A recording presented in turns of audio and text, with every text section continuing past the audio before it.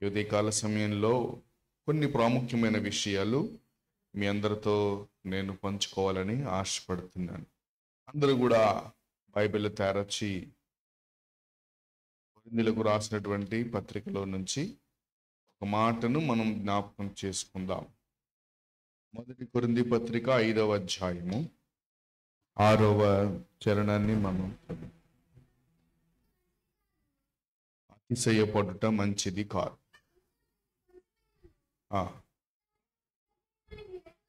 ఎరగరా,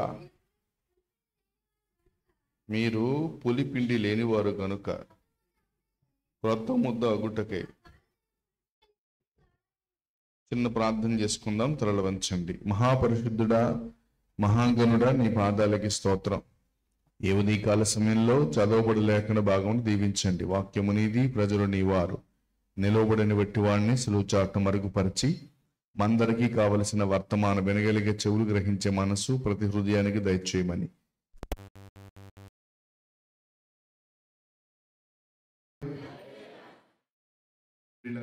దేవుని యొక్క మాటలు కొన్ని నిమిషాలు మనం జ్ఞాపకం చేసుకుందాం.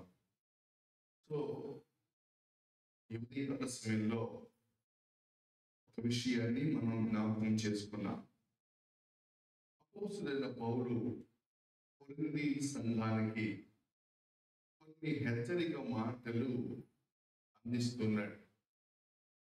కొరింథీ సంఘం చాలా ఆత్మీయంగా ఎదిగినటువంటి సంఘం. ఈ యొక్క కొరింథీ సంఘము ప్రార్థనలోనూ పరిశుద్ధాత్మ అభిషేక పూర్ణులై ఆత్మవరములు కలిగినటువంటి సంఘముగా మనం చూస్తాం. అయితే ఈ ఆత్మ కలిగినటువంటి సంఘమే, అందువలన వారికి ఒక అతిశయం. ఏంటి అతిశయం అంటే, ఆ యొక్క సంఘము అన్ని విషయాల్లో అభివృద్ధి పొందింది. ఎక్కువ మంది ప్రజలు మేము కలిగి ఉన్నాం, మేము ఆత్మీయంగా ఒక ఉన్నతమైన స్థాయిలో మేము ఉన్నాం అని లోపల ఒక అతిశయాన్ని వారు కలిగి ఉన్నారు. మీరు అతిశయించవద్దు, మనము దేనికి కూడా అతిశయించడానికి వీల్లేదు. ఈ లోకంలో శరీర సంబంధంగా నువ్వు దీవించబడినా, ఆత్మ సంబంధంగా నువ్వు దీవించబడినా, దేనికి కూడా మనము అతిశయించవలసినటువంటి పని లేదు. సంఘాలు విస్తరించిన, నీకు ఎన్ని మేడలు, మిద్దెలు, కార్లు, బంగళాలు ఉన్నా, తన రాష్ట్రంలో తోడుతున్నా, మనం అతిశయించకూడదు. ఆత్మ సంబంధంగా నువ్వు ఎంత ఉన్నతమైన స్థితికి వెళ్ళినా మనము అతిశయింపతాగదు. ఒక శ్రేష్టమైనటువంటి విషయాన్ని మనందరూ కూడా ఆయన చెప్తా ఉన్నారు. ఏమంటున్నారు? మీరు అతిశయపడుతున్నారు మంచిది కాదు. పొలిసిన పిండి కొంచెమైన ముద్దంతయు కూడా పొలిగ చేయాలని మీరు ఎరగరా? మీరు పులిపిండి లేని వారు కనుక మీరు క్రొత్త ముద్ద అగుటకై. పాతది మన జీవితాల్లో ఉన్నాయి, వాటిని ఏం చేయాలంట? మనం తీసి దానితో కొత్త సంవత్సరంలోనికి మనం అడుగు పెట్టకూడదు. మన జీవితాల్లో పాతవి చాలా ఉంటాయి, పాత పద్ధతులు, పాతదైనటువంటి పాపం, పాతది కొంచెం ఉన్నా చాలు, ఈ ముద్దంతా కూడా పులియ చేస్తుంది. కొంచెం పులిసిన మజ్జిగ మీరు తోడు వేయండి, ఆ పెరుగంతా కూడా ఎలా ఉంటుంది? మొత్తం అంతా కూడా ఫ్రెష్ గా తోడుకోదు, ఎలా ఉంటుంది? పుల్లగా మనగా. సో అట్టి తెలియదు, అందుకని ఫ్రెష్ పెరుగు కావాలి. ఫ్రెష్ పెరుగుని ఏం చేయాలి? కొంచెం మంచిగా కొంచెం ఉపయోగించాం చాలు. అంతా పాడు చేస్తారు. మీరు పాలు మరగబెడుతుంటారు, అందులో ఒక నిమ్మకాయ విరగొట్టాలనుకున్న వాళ్ళు ఆ పని చేయండి.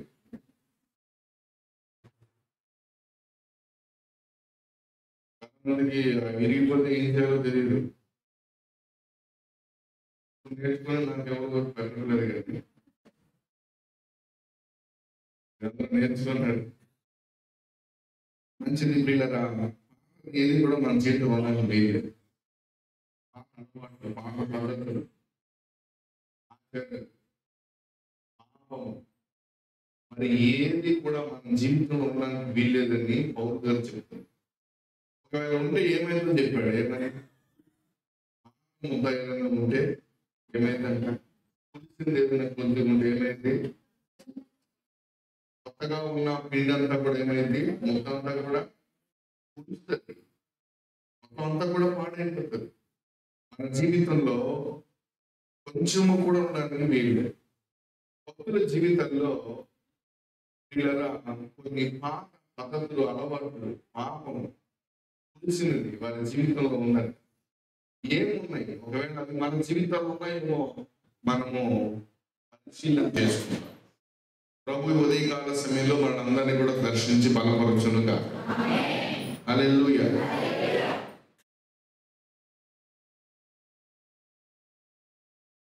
ఇప్పుడు చక్కటి ఆరాధన మనందరం కూడా చేశాం.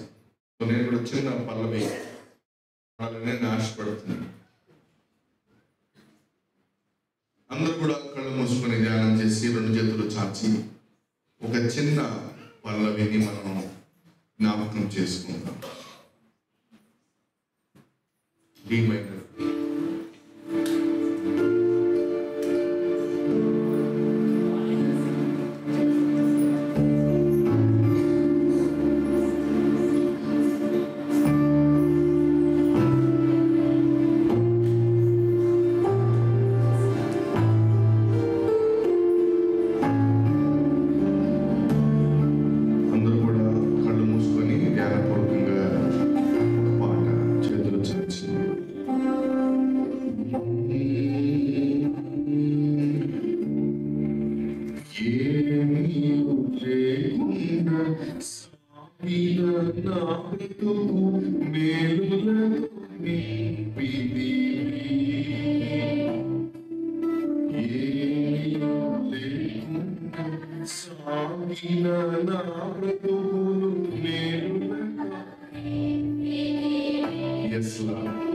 ఒకప్పుడు ఏమి కూడా లేదు మన జీవితంలో, ఏమీ లేదు. మనలో పేదరికం వెంటాడింది. తినడానికి సరైన భోజనం లేదు, కట్టుకోవడానికి సరైన వస్త్రాలు లేదు, ఉండడానికి సరైన ఇల్లు,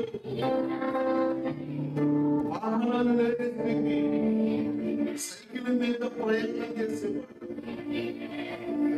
కానీ దేవుడు కృప చూపించి మేలుతో నింపాడైనా.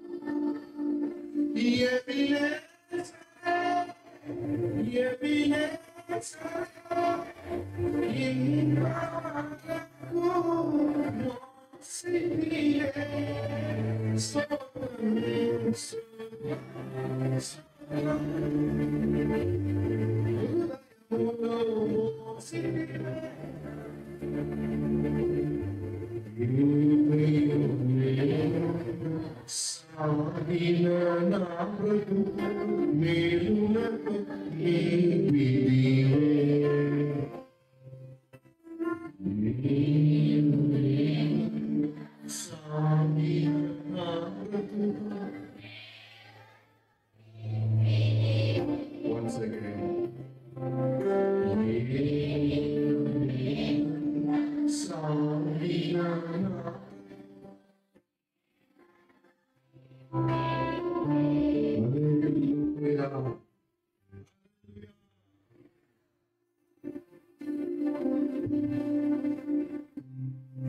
మన జీవితంలో ఏమీ లేని సమయంలో ఇప్పుడు ఏం చేశాడంట? తన మేలులతో నింపాడు. తన కరమును చాచి ఆశీర్వాదం జీవితాల్లో కుమ్మరించిన యేసయ్యకి స్తోత్రం చెప్తాం. మంచిది. వాక్యాన్ని మనం జ్ఞాపకం చేసుకుందాం. కొన్ని నిమిషాలు విస్తరించి మాట్లాడను. నేను ఒక 15 నిమిషాలు మాత్రమే చెప్తాను. సో వచ్చే వారం దాన్ని కంటిన్యూ చేస్తాను. మంచిది. పిల్లరా, బైబిల్ గ్రంథాన్ని కనుక మనం పరిశీలన చేస్తే భక్తుల జీవితాల్లో కొన్ని పాత పద్ధతులు, పాపం, పులిపిండి వాళ్ళు కలిగి ఉన్నారు. ఒకవేళ అట్టి స్థితి మనం కలిగి ఉన్నామేమో, మనం ఈ పగిటి వేళ సరి చేసుకున్నాం. పొరపాట్లు చేయని వాడు ఎవడో ఉండడు. మనం ఎప్పుడో నిత్యం కూడా పాపంలో పడిపోతుండే ఉంటాం. అలాగని సమర్థించుకొని జీవించవద్దు. ప్రతిరోజు కూడా ఇల్లు ఊడుస్తాం. నెలకొకసారి టోటల్ శుభ్రం చేస్తాం. మళ్ళీ సాయంత్రం అయ్యేసరికి చీపురు పెట్టి మీరు చూడండి, మీకు కొంచెం డస్ట్ వెళ్తుంది. ఎక్కడి నుండి వచ్చింది డస్ట్? నువ్వు కడిగినా మళ్ళా ఏం చేరుతుందంట? డస్ట్ చేరుతుంది. అని మత్తయి సువార్తలో ఏం రాశారంటే, మరియు మీరు ఉపవాసం ఉండినప్పుడు ఏం చేయాలంట? మీ తల అంటుకొని మీ ముఖము కడుగుకొనుము. మీరు ఉపవాసము చేయనప్పుడు ఉండకుడి. అంటే నాకు ఆ కాంటెంట్ చెప్పండి. ఏది ఎన్నో వచ్చిన అది? నో, నేను చెప్పిన కాంటెంట్ మీరు ఉపవాసం ఉన్నప్పుడు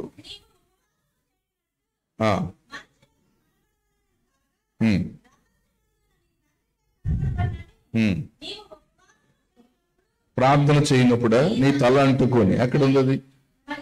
ఓకే, అది చదవండి. ఓకే, నీ తల అంటుకొని నీ ముఖము కడుక్కోను అంటే చాలు.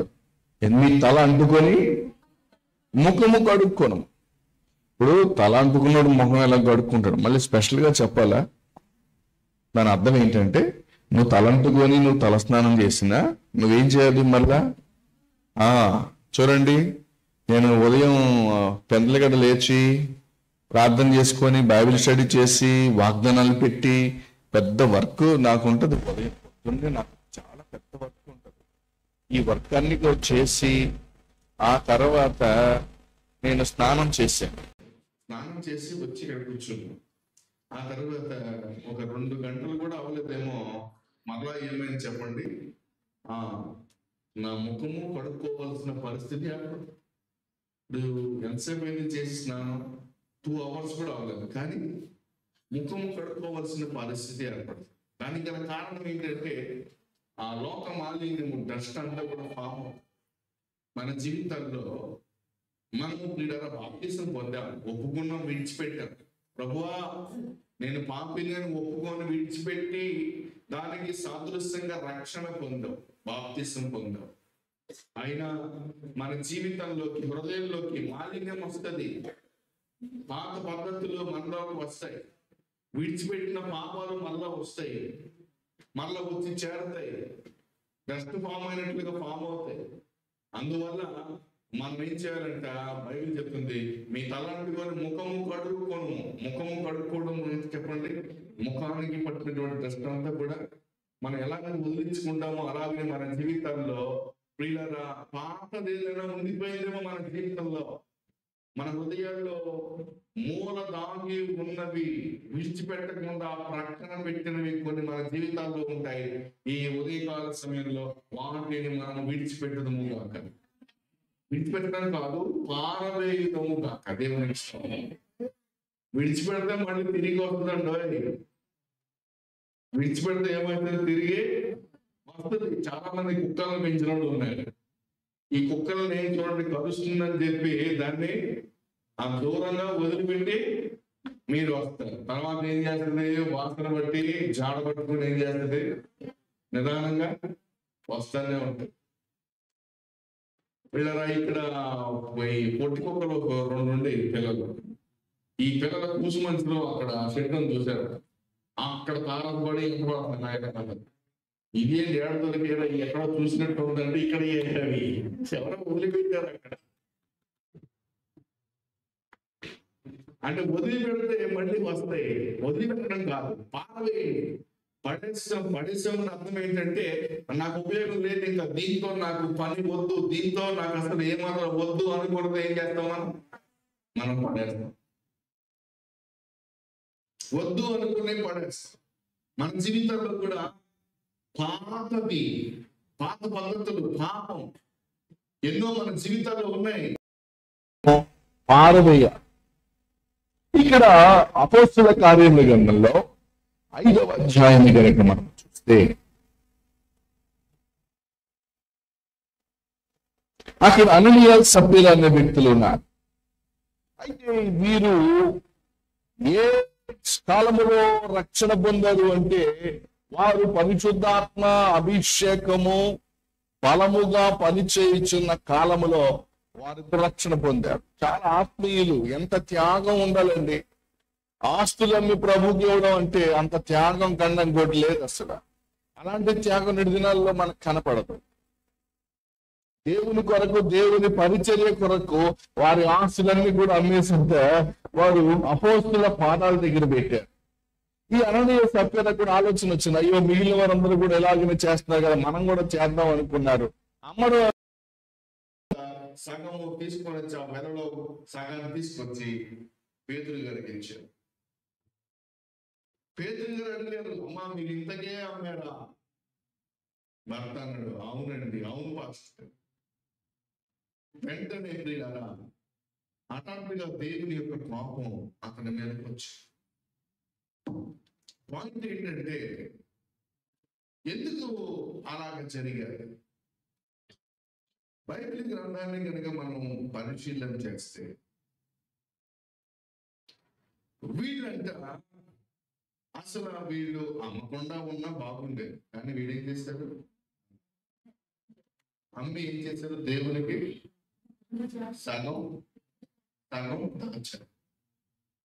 సగం దేవుని సందులో దాచారు.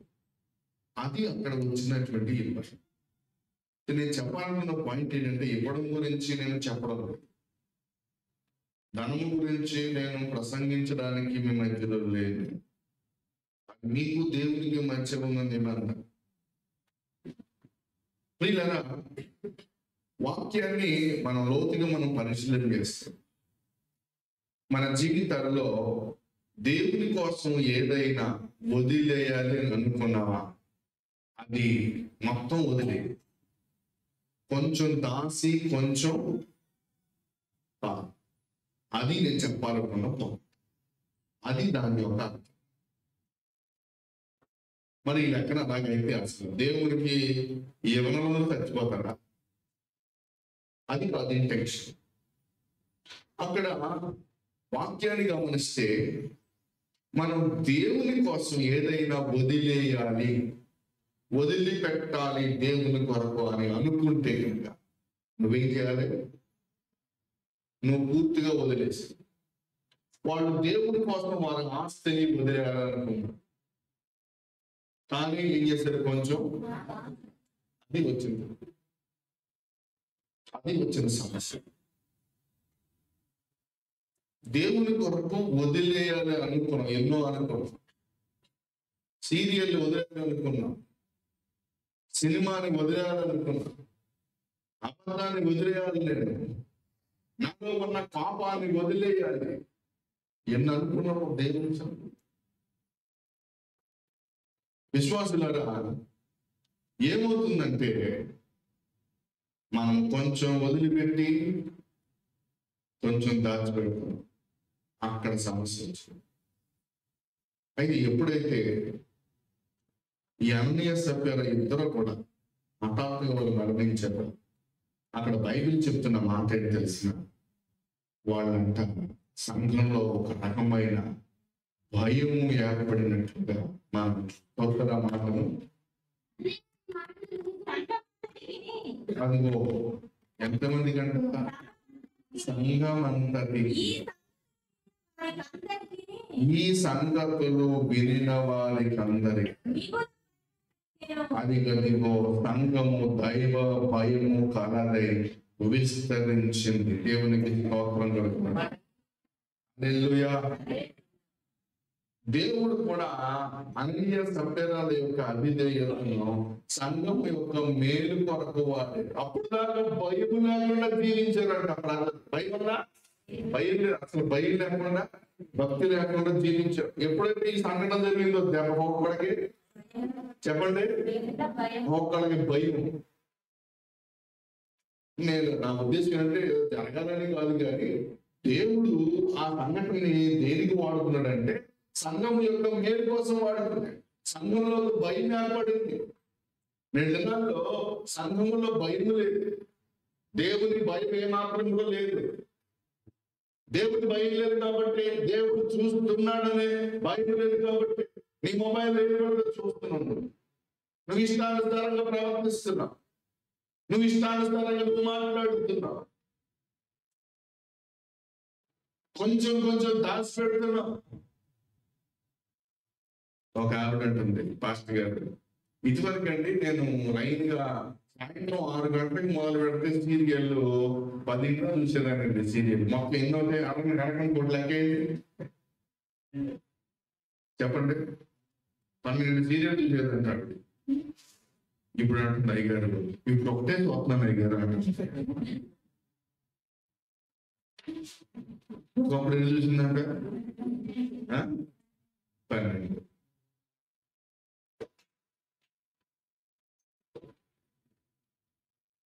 ఇప్పుడు ఎన్ని చూస్తుంది? చెప్పండి. ఒకటే చూస్తుంది.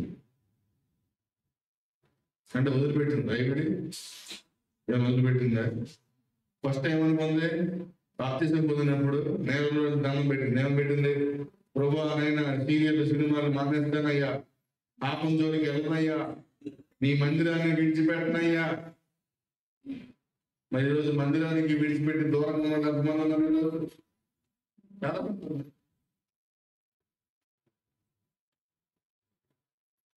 ప్రభు కొరకు నువ్వు దేన్ని విడిచిపెడుతున్నావు? దేవుని కొరకు మళ్ళీ సౌండ్ తేడా వచ్చింది. అక్కడ దేవుని కొరకు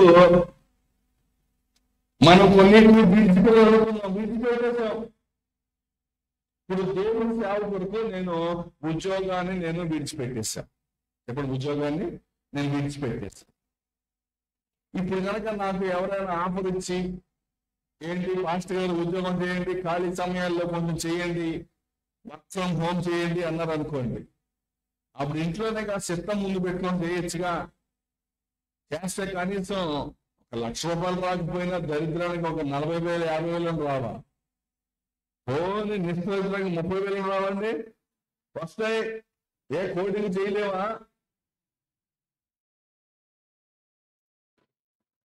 డీకోడ్ చేయలేవా? నాలెడ్జ్ లేదా? సిస్టమ్ నాలెడ్జ్ అన్ని ఉన్నాయే. ఎందుకు వదిలిపెట్టాము? దేవుని కొరకు, దేవుని ప్రజల కొరకు. మోషే ఎందుకు విడిచిపెట్టాడు? రాజభోగాన్ని ఎందుకు విడిచిపెట్టాడు? తన ప్రజలతో నింద అనుభవించుట మేలు అని మోషే ఎంచి సుఖభోగాలన్నీ కూడా విడిచిపెట్టాడు. రాజకుమారుడి యొక్క కుమార్తె యొక్క కుమారుణ్ణి అని అనిపించుకున్నట కంటే తన ప్రజలతో శ్రమ అనుభవించుట మేలు అని ఎంచాడు. మోషే విడిచిపెట్టాడు. దేవుని కొరకు రాజభోగాన్ని విడిచిపెట్టాలనుకున్నాడు. మోషే అంటే విడిచిపెట్టాడు అంతే.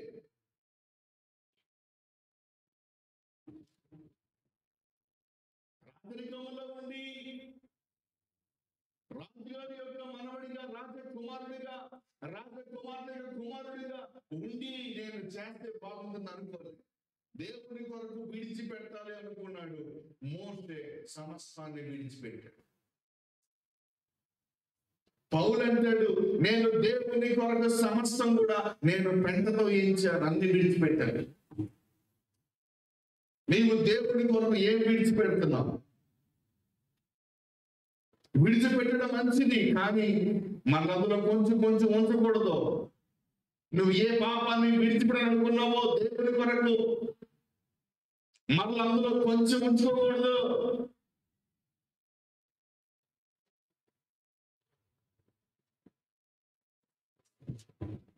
సమర్పణ కలిగి జీవించాలి అనుకున్నావు, ఓకే మంచిది.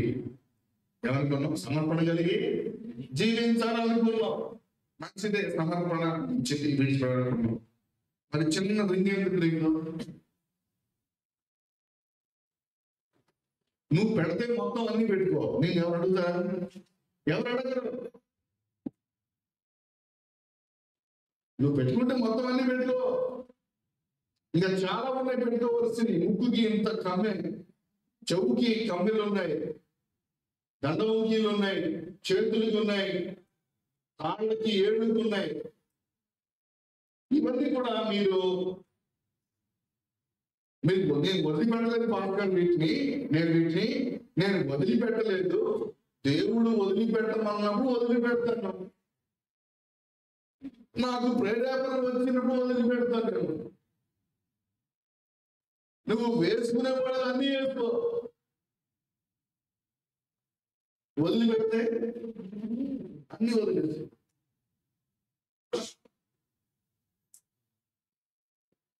సీరియల్ సినిమా వదిలేసావా? వదిలేసే. అంతేగాని మళ్ళీ మొబైల్లో కొంచెం ముక్క చూడడం.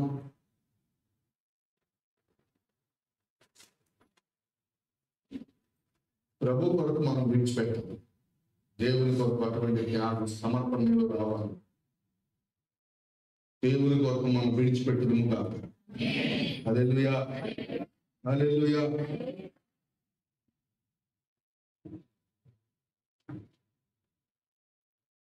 మన జీవితాల్లో ఏమీ లేని స్థితిలో దేవుడు తన మేలుతో నింపితే ఈ రోజున 5 ఏళ్ళు లోపలికి వెళ్ళదు.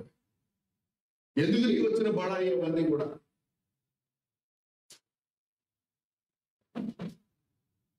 ప్రభు కొరకు మనల్ని వదులుకోవాలండి. లోకంలో ఉన్న వాటిని, పాపాన్ని వదిలిపెట్టాలి, విడిచిపెట్టాలి. విడిచిపెట్టేవాడు పూర్తిగా వదిలేయాలి, పూర్తిగా విడిచిపెట్టాలి. నా ఇంటెన్షన్ ఏంటంటే మళ్ళా కొరింథీ పత్రికలోకి రండి. అక్కడ 5వ అధ్యాయంలో, 1 కొరింథీ పత్రిక 5వ అధ్యాయంలో 6వ వచనం నుంచి చూద్దాం.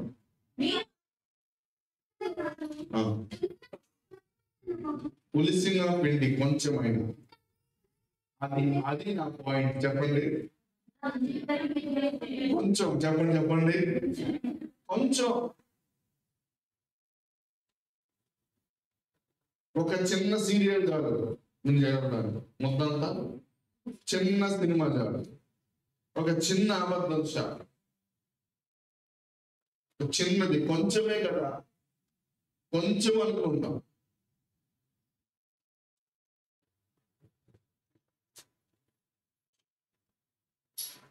కొంచెమే కదా. పెనాలు రాగానే ఏమైంది? కొంచెమే కదా.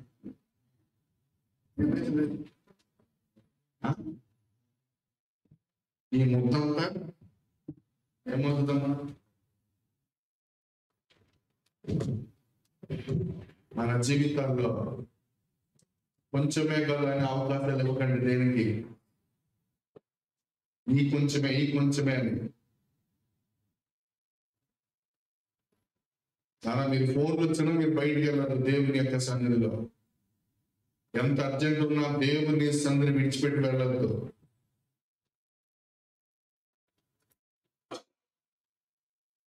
ఈ నూతన సంవత్సరంలో ఒక తీర్మానం కలిగి మనం జీవించాలి. దేవుని సందులో నీవు ప్రవర్తించిన ప్రవర్తనను బట్టే నీ జీవితంలో ఆశీర్వాదాలు ముడిపడి ఉంటాయి. మనం దేవుని సందులో కరెక్ట్ గా బ్రతికితే దేవుడు ఆశీర్వాదాలు పంపిస్తాడు. కొంచెం అబద్ధం, కొంచెం పాపం, చిన్న సీరియల్, చిన్న మోసం,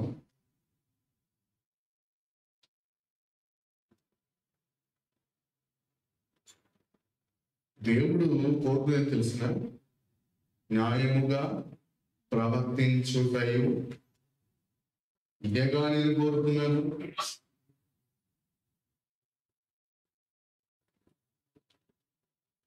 వెండి బంగారాలు లాయి కావా?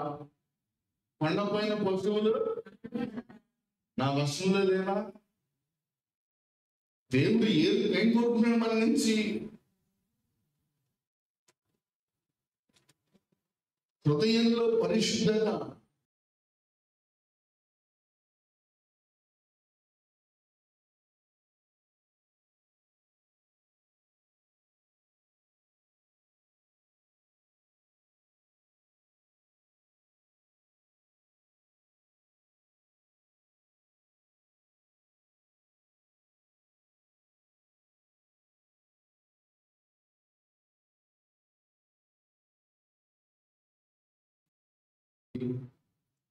రక్షణ గురించి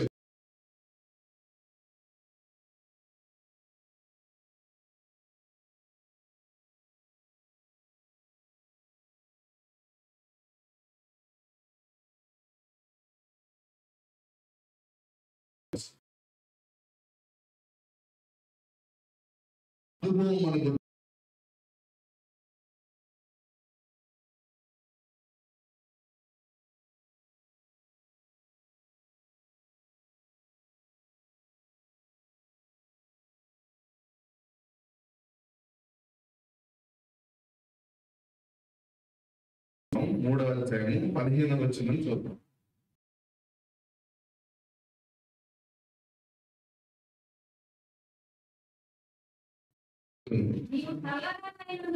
నీవు చల్లగానైనను వెచ్చగానైనను లేవు.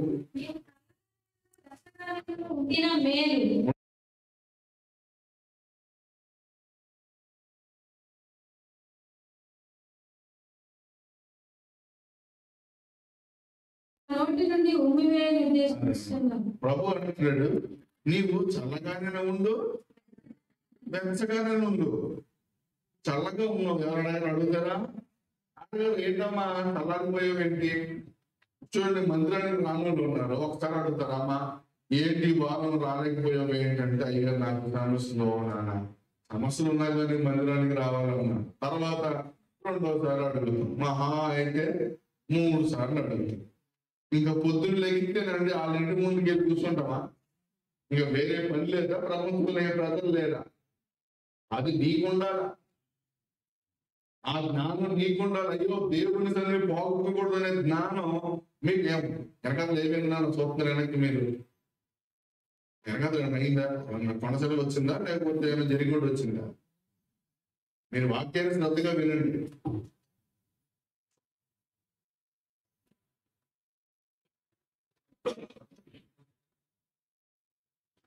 ఒక క్రమంలో మనం ఉండాలి దేవుని యొక్క సన్నిధిలో.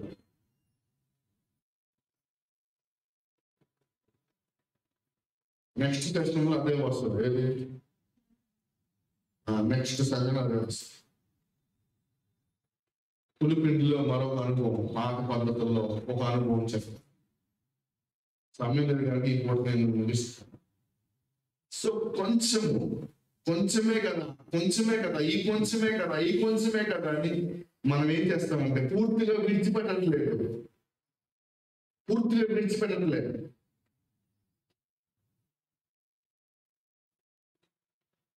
ఎన్నో లోక సంబంధమైన పద్ధతులు కొంచెం కొంచెం క్రైస్తవ కుటుంబాలలో యాడ్ అవుతూ వస్తుంది. లోకంలో జరిగే పద్ధతులన్నీ కూడా సంఘంలో విశ్వాసుల కుటుంబాల్లో మనం చూస్తాం. కొంచెమే, అన్ని రావు, అన్ని కొంచెం కొంచెం.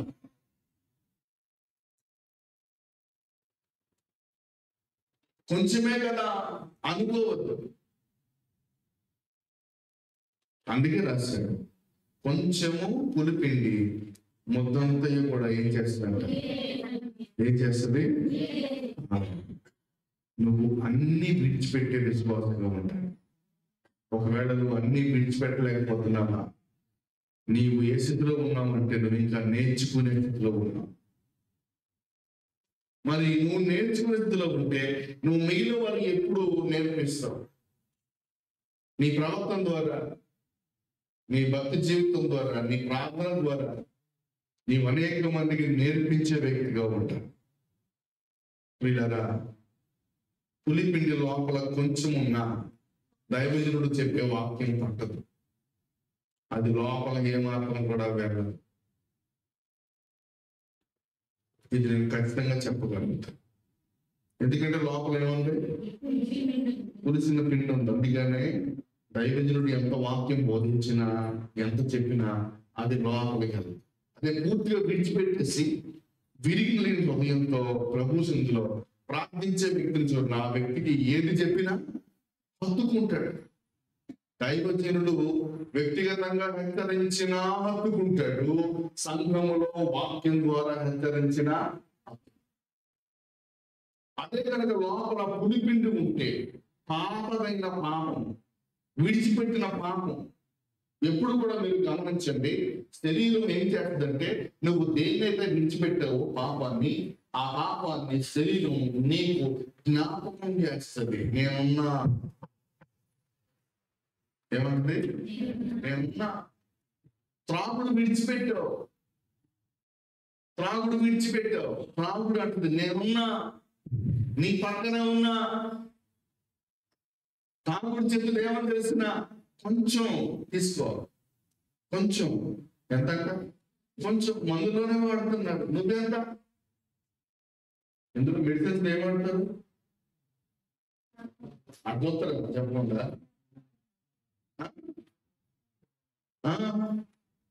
మెడిసిన్స్ లోనే వాడతారు. కొంచెం తీసుకోవచ్చు, ఏం కాదు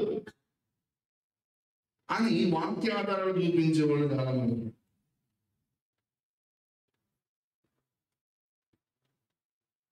నువ్వు కొంచెం తీసుకుంటే ఒకటి, ఫుల్ బాటిల్ తీసుకుంటే ఒకటే. ఏదైనా ఒకటే, ఏదైనా ఏదైనా ఒకటే. చిన్న రాయి చెప్పండి, చిన్న రాయి ఇటు సైడ్ నుంచి ఇలా కొట్టండి, ఏమైంది? పెద్ద రాయి ఇటు సైడ్ నుంచి ఇలా వేయండి, ఏమైంది?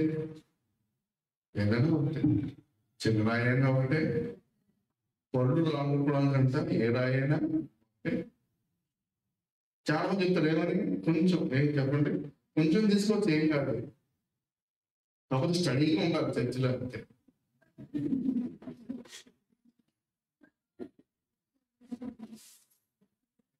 నువ్వు దేన్ని విడిచిపెట్టావో చెప్పాలి, దేన్ని విడిచిపెట్టావో దాని శరీరం జ్ఞాపకం చేస్తుంది. కొంచెమే కదా, కొంచెమే. అంబరు కొంచెమే, అంబరేనా అంబరా, కొంచెమే ఒక్కటే. ఫస్ట్ అంతకుముందు సిగరెట్లు పెట్లు లేకపోండి. ఈ రోజు ఏం చెప్పండి, పొద్దున్నోటి సాయంత్రం ఒకటి. ఇదేమన్నా మెడిసిన్? ఏమన్నా డాక్టర్ చీటి రాసినట్టు ఉదయం పెంటాపు, మధ్యాహ్నం భోజనం చేసాక, రాత్రి భోజనం చేసాక అన్నట్టు చెప్తారు చాలా మంది. అంతకుముందు పెట్టి తాగి ఉంది, ఇప్పుడు మూడే చెప్తున్నానండి. పెంటాపు దాకా ఉదయం ఒకటి, మధ్యాహ్నం భోజనం చేసాక రాత్రి. నువ్వు దేన్ని విడిచిపెట్టావో శరీరం దాన్ని జ్ఞాపకం చేస్తుంది. జాగ్రత్త. రక్షణ పొందావు, నువ్వు బలంలో చేతులు పెడుతున్నావు, మందిరానికి వస్తున్నావు. నువ్వు కనుక పాపంలో జీవించావా, అదే పాపం నీకు ఊరే కూర్చుంటుంది. జాగ్రత్త. అదే పాపం నీకు ఊరవుతుంది, నిన్ను పట్టుకుంటుంది. దేవుడు చెయ్యి విడిచిపెడతాడంటే పాపము వల్ల వచ్చు జీతము మరణం. కొంచెమే కదా అని చెప్పి నిర్లక్ష్యం చేయొద్దు. దేవుని కొరకు విడిచిపెట్టాలి పాపాన్ని అనుకున్నావు, నువ్వు పూర్తిగా విడిచిపెట్టేసే. దైవజనుడిగా హెచ్చరిస్తున్నాను యొక్క ఉదయకాల సమయంలో. నూతన సంవత్సరం అడుగు పెట్టాను, నూతన తీర్మానాలు తీసుకోండి. మీరు తీర్మానం తీసుకోమంటే ఒక సహోదరుడు ప్రార్థన చేస్తాడు, ప్రభు అయినా నూతన సంవత్సరంలో బండి కొనే కృప దయచేయండి అయ్యా. ఇదేం తీర్మానం? నీ బళ్ళు వాళ్ళు ఆటోమేటిక్ గా అయిపోతాయి, దాని గురించి కాదు. ఒక యవనస్తుడు ప్రార్థన చేస్తున్నాడు, ప్రభు నైనా తండ్రి ఈ సంవత్సరంలో పుస్తకం పట్టుకోలేదయ్యా, కాలేజీకి వెళ్ళలేదయ్యా, నైనా తండ్రి ఎగ్జామ్ తిరిగిపోతున్నాయి ప్రభు, నువ్వే కాపాడాలి, నువ్వే కాపాడాలి అంటే ప్రార్థన.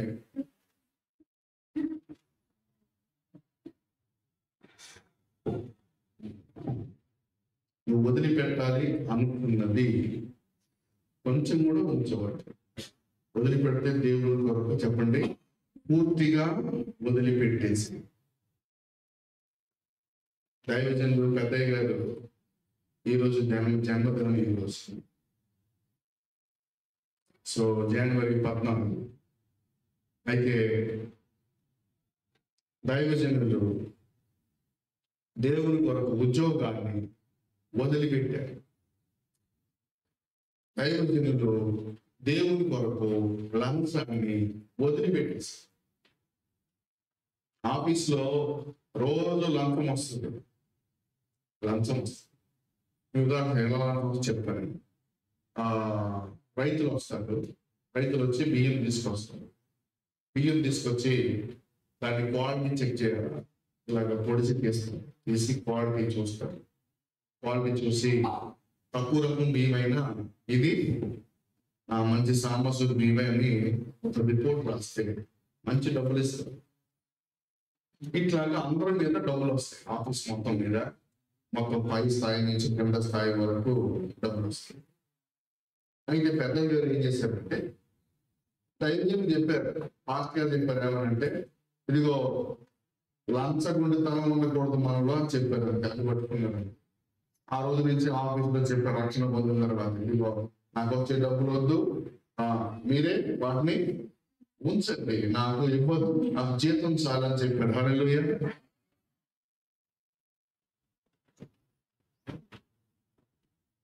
ఇలాగే వాక్యం చెప్తున్నారు, సువార్త చెప్తున్నారు, పోలీసుల కుటుంబాలకి వాక్యం చెప్తున్నారు. మీరందరూ రక్షణ పొందండి, పాపాలను విడిచిపెట్టండి, ప్రభు రాకడ సమీపంగా ఉంటుంది, సువార్త చెప్తున్నాడు. ఒక అతను డిపార్ట్మెంట్ లో చేసే అతను అంత పోటుగాడు అయినా ఆఫీస్ ఎలా ఉంటాడు చూద్దాం. అసలు క్రైస్తవులు లంచాలు తీసుకోలేమోగా, క్రైస్తవులు నీతిగా బతుకుతారుగా, క్రైస్తవులు సినిమాలు చూడగా, అసలు ఈయన స్థితి ఎలా ఉందో చూద్దాం అని చెప్పి ఎంక్వైరీ కోసం ఇంకొక ఆయన ఎంబడేసుకొని ఆఫీస్కి వెళ్ళి పలానా రంగారావు గారు ఎలాంటి ఆయనకి లంచం ఎంత వస్తుంది, జీతం ఎంత వస్తుంది అడిగారంట.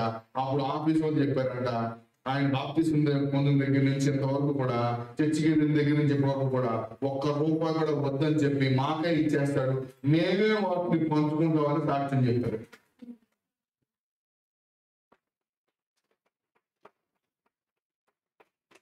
దేవుని కొరకు వదిలిపెట్టాలి అని నువ్వు అనుకుంటే నువ్వు అన్ని వదిలిపెట్టేసి,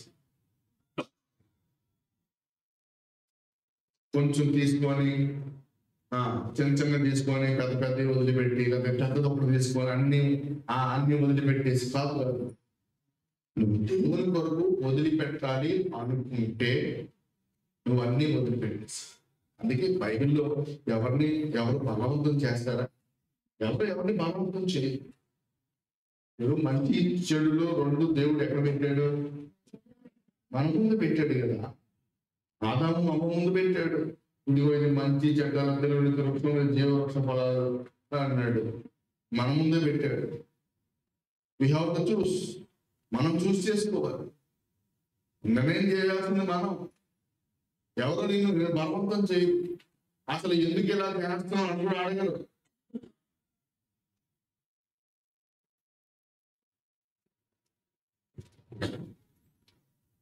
ఎందుకంటే దేవుడు ఎప్పుడు కూడా బలవంతం చేయడు. ఆయన ఎవరు విన్నది వారికి వదిలేస్తాడు. ఆయన దేవుడు చెప్తాడు, నువ్వు ఇలా చేస్తే నువ్వు ఆశ్రయించబడతావు, ఇలా చేస్తే దీవించబడతావు అని చెప్తాడు అంతే.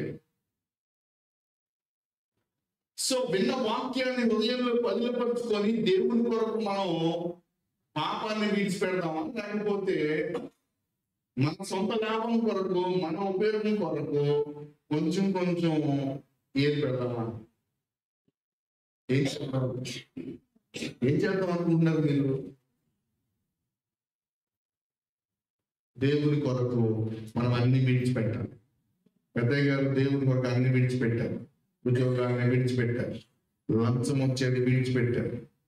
ఫస్ట్ ఉద్యోగంలో లంచాన్ని వదిలిపెట్టారు, తర్వాత ఉద్యోగాన్ని ప్రభు కొరకు వదిలిపెట్టారు. మళ్ళా ఎప్పుడు ఆ ఉద్యోగం చేయలేదు, రిజైన్ చేసి బయటకు వచ్చేసారు. సేవ ప్రారంభించారు, పరిచర్య ప్రారంభించారు, ఈ రోజున సేవ విస్తరించారు.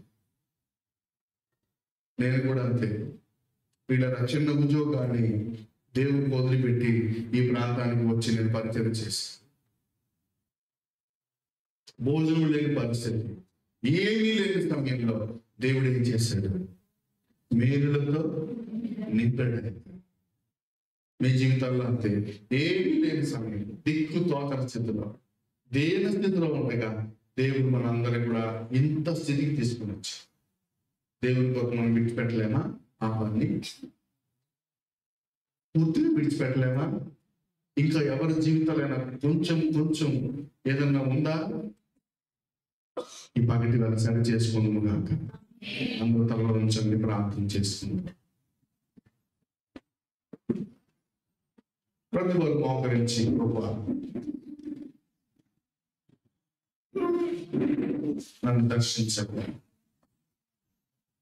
నేను పాపములో జీవించున్నాను, నన్ను క్షమించున్నాను. నీ కొరకు అన్ని విడిచిపెట్టే కృప నాకు దయచేయండి ప్రభువా.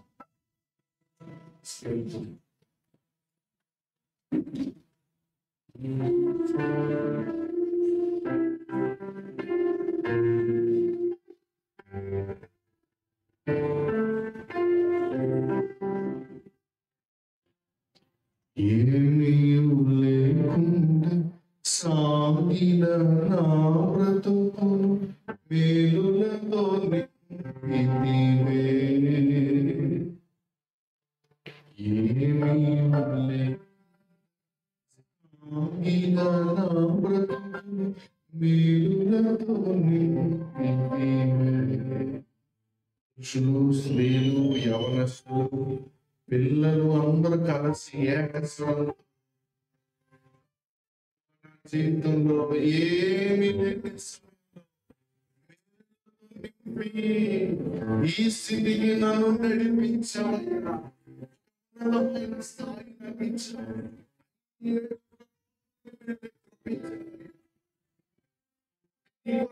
విడిచిపెట్టే ప్రతిష్ట నాకు కావాలి.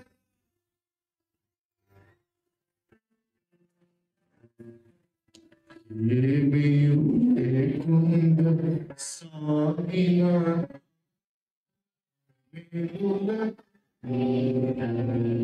ఎన్నో మెరులు, ఏమీ లేకుండా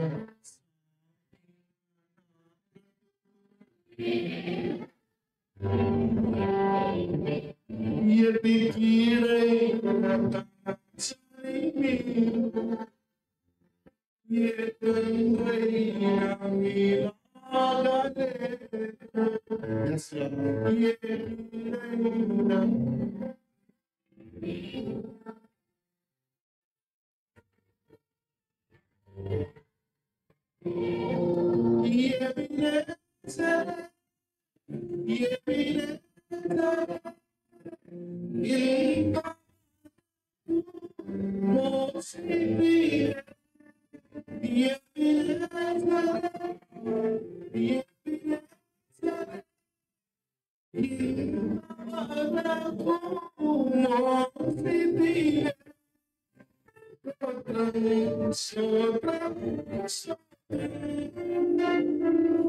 హృదయములో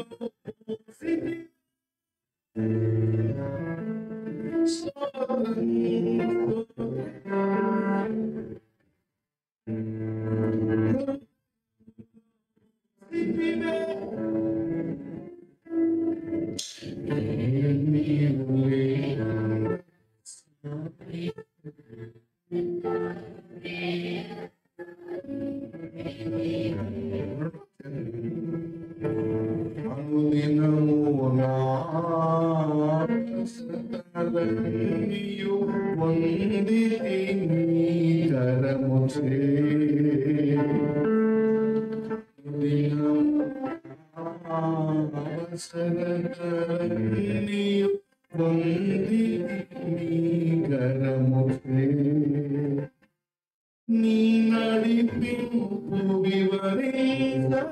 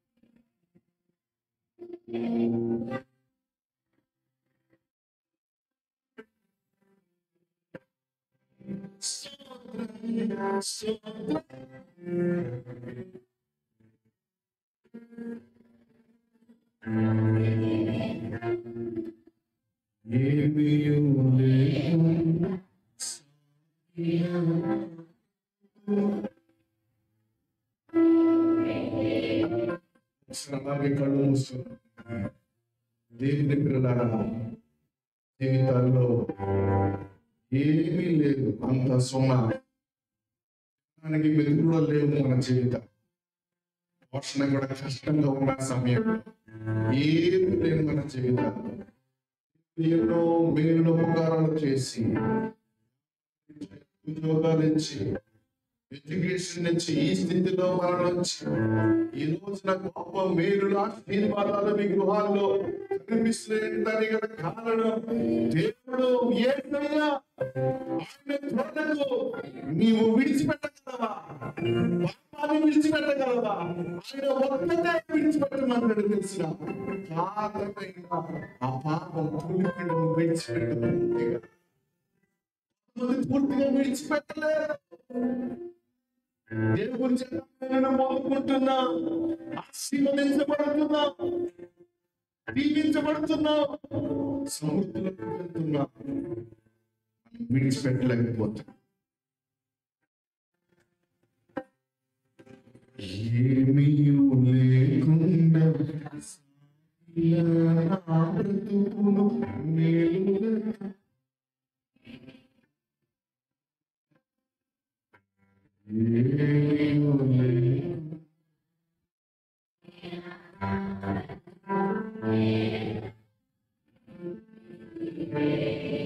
అందరూ కూడా మౌనంగా నువ్వు ఈ రోజు నుంచి అనుకోవలసిన మాట, ప్రభు ఏమి లేని నా జీవితంలో నువ్వు మేలు ప్రభు సన్నిధిలో అన్ని విడిచిపెడదాం.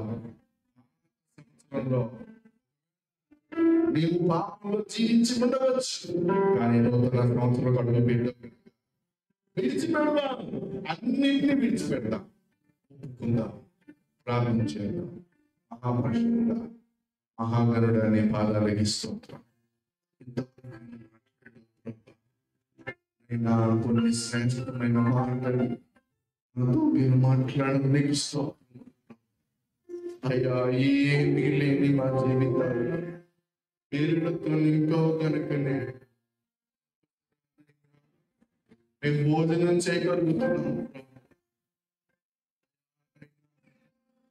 అయితే మీ కొరకునైనా తండ్రి విడిచిపెట్టాలని కోరుకుంటున్నాము. నీ విడిచిపెట్టుతాము కాక పూర్తిగా విడిచిపెట్టే కృప అభిషేకం మాకు దయచేయండి ప్రభు. కొంచెం పాపమైన చాలయ్యా, పులిసింది కొంచెం ఉన్న చాలు, ఉప్పంతా కూడా ఏమైతే అయినా వాడుతుందో అలా జీవితాలు ఉండకూడదు ప్రభు. అన్ని విడిచిపెట్టి నీ కృపకు పాత్రలుగా మార్చుకొని, సంఘమును దైవజనుడి కుటుంబాన్ని అలాగా మార్చుకొని యేసు పరిశుద్ధ నామములో వచ్చున్నాము తండ్రి. మంచిది పాట పాడుచుండే కదా.